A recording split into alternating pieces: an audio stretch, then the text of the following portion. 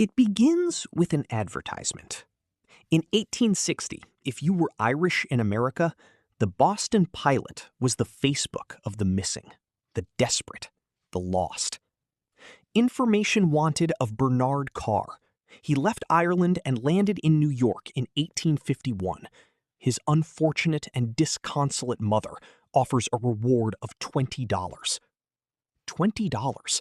That was the price of hope for Ann Carr, a widow living in Walton, New York. She hadn't seen her son in 9 years. She didn't know if he was alive or dead, but she knew she had to find him before she died herself. This is the case of the Carr family. Not a case of murder, but of survival. To understand the weight of that letter, we have to go back across the Atlantic, to the townland of Ballinascreen, County Derry, Ireland, 1850. The potato blight had turned the land black.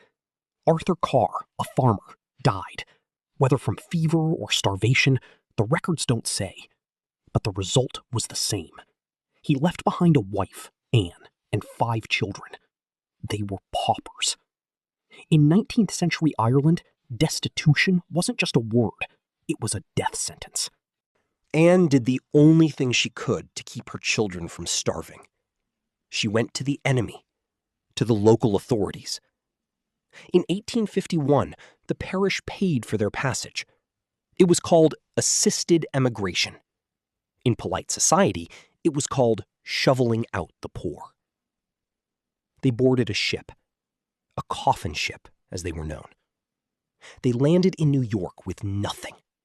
No money, no husband, just the clothes on their backs. But America was not paved with gold. It was paved with mud and broken glass. Anne couldn't feed 4 boys. She was faced with the ultimate tragedy of the immigrant mother, watching her children starve or letting them go. She took 3 of her boys to Ward's Island. It wasn't a prison.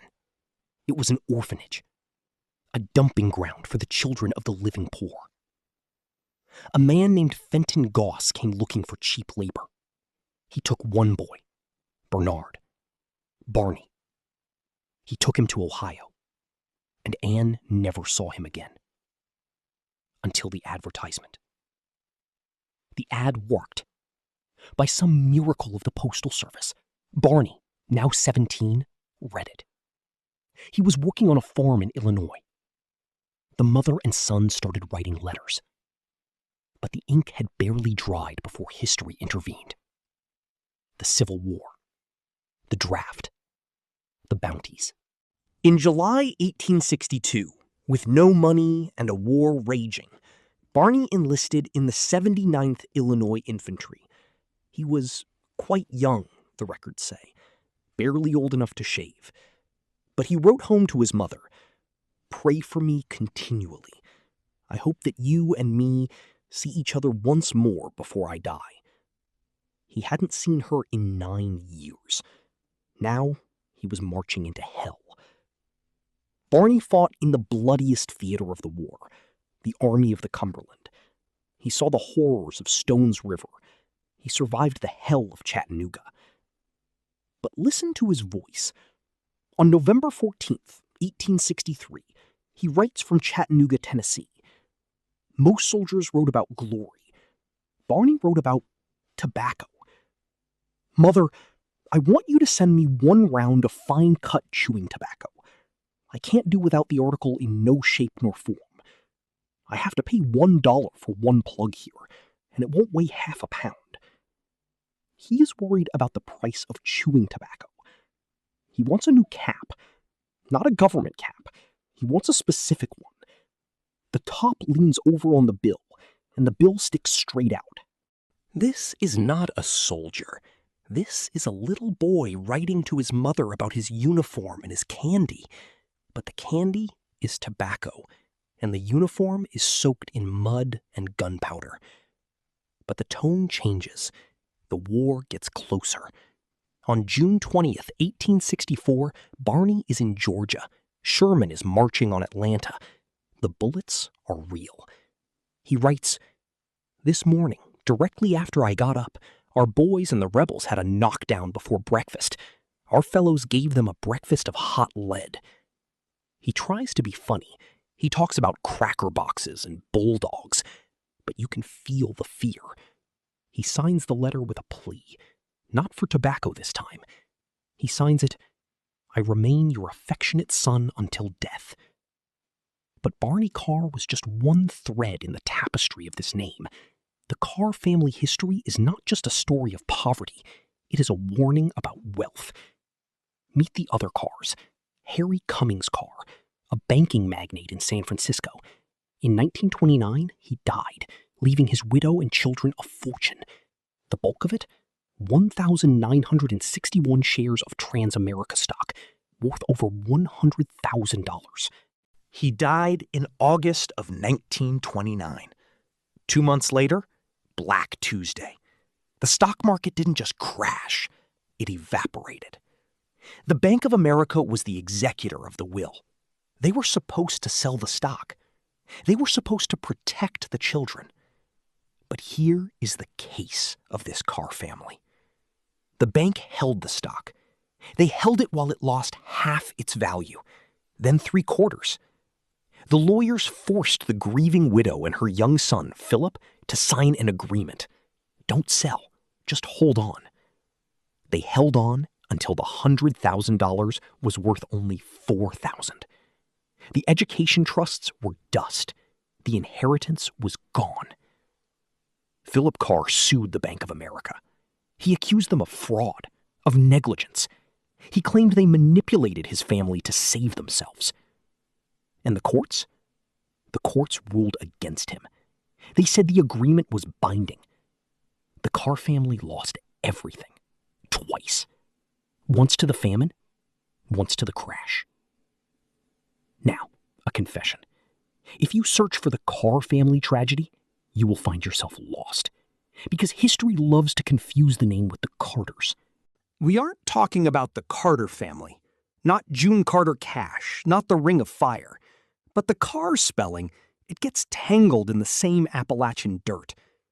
While the Carrs were fighting in Georgia, the Carters were singing in Virginia. A.P. Carter, Sarah, and Maybelle, they are the first family of country music. Maybelle invented that guitar lick, the Carter scratch. Their story is beautiful, harmony, gospel. But even their light casts a shadow. The curse of the Carter family, the one later carried by the pop star Carters in the 2000s, is one of addiction and pressure.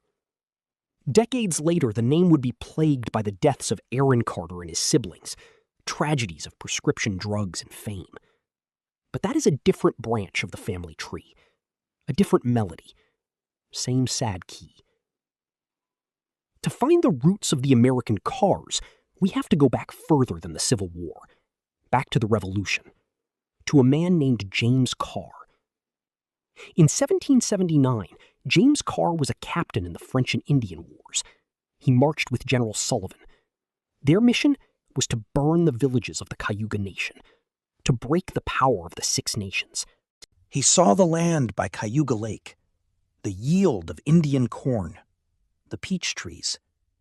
When the war ended, the government had no money to pay the soldiers, so they gave them land. James got 1,600 acres, a reward for violence, a stake in the new country. He built a log cabin at a place they still call Carr's Cove. In 1962, a student interviewed his descendant, Hartman Carr.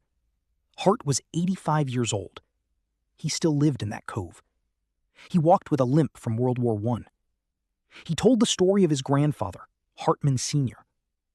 Hartman Sr. was a fifer in the Union Army. His sons fought at the Battle of the Monitor and the Merrimack. They were brickmakers, farmers, survivors. But the most remarkable part of their story isn't the war. It's the peace. James Carr didn't just take the land. He lived with the Cayuga. When the Cayuga Nation was forced to move to Canada, their chief, Conestoga, was too old for the journey. He asked James Carr a question. Let me live out my days beside the lake, where I was born. James Carr said yes. The chief lived in the Carr cabin for 3 years. When he died, the Carr family buried him with full Indian rites, wrapped in a blanket, his musket by his side, food for the spirit world. The Carrs kept the secret of where he was buried, handed it down from father to son. A white family, keeping the grave of a Native American chief safe from the town. That is the true case of the Carr family. But a name is just a name. An evil wears many faces. In December 2000, the name Carr became synonymous with one of the most brutal killing sprees in American history. Jonathan and Reginald Carr, brothers. In Wichita, Kansas, they didn't just kill, they terrorized. For 9 days, they carjacked, shot a symphony cellist, and then targeted a group of friends at a house. They forced them to withdraw money. They sexually assaulted the women. And then they drove them to a soccer field. They ordered 5 people to kneel in the snow, and they shot them all execution style. They ran over the bodies with a truck. 4 died. 1 woman survived because a hair clip deflected the bullet. She ran naked through the snow to a stranger's house. She survived to put them in prison. The Carr brothers were sentenced to death, but the law played its own cruel game. The Kansas Supreme Court overturned the death sentences. The U.S. Supreme Court reversed that. As of today, they remain in solitary confinement, a footnote in the history of a surname that has seen everything. And then there is Pamela Carr. Woodstock, Illinois, 1996. An artist, a mother. She was found dead on her kitchen floor. Blood everywhere. Her estranged husband had a history of violence, orders of protection. The dog was being fed. The garage door opener was missing. But the evidence? Circumstantial. 2 years later, no arrest. The case went cold. Pamela's son said the police held a carrot in front of them, promising resolution, delivering silence. Another Carr. Another unsolved ending. So who are the Carrs? Are they the famine refugees? The Wall Street victims? The murderers? Or the murdered? History is not a straight line. It is a delta. A river that breaks into 1,000 streams. Some streams are pure. Some are poisoned. But if we want to find the soul of this family, we don't look at the crime scene photos. We don't look at the stock tickers. We look at the ink on that faded paper from 1864. We look at Private Barney Carr, a child soldier who loved his mother so much he joined the army for $20. We look at the line at the end of his letter, the one he wrote under fire in Georgia. He wrote, "If it is the will of God that he may spare my life to get home to embrace my mother, as we haven't seen each other for about 9 years or more." Did Barney make it home? Did he embrace his mother? Yes. He survived the war. He found his mother in New York. He grew up. He lived. In a story of stock market crashes, mass shootings, and cold case murders, the Carr family story is mostly one of loss. But for one brief moment, in a village called Walton, a mother got her $20 worth.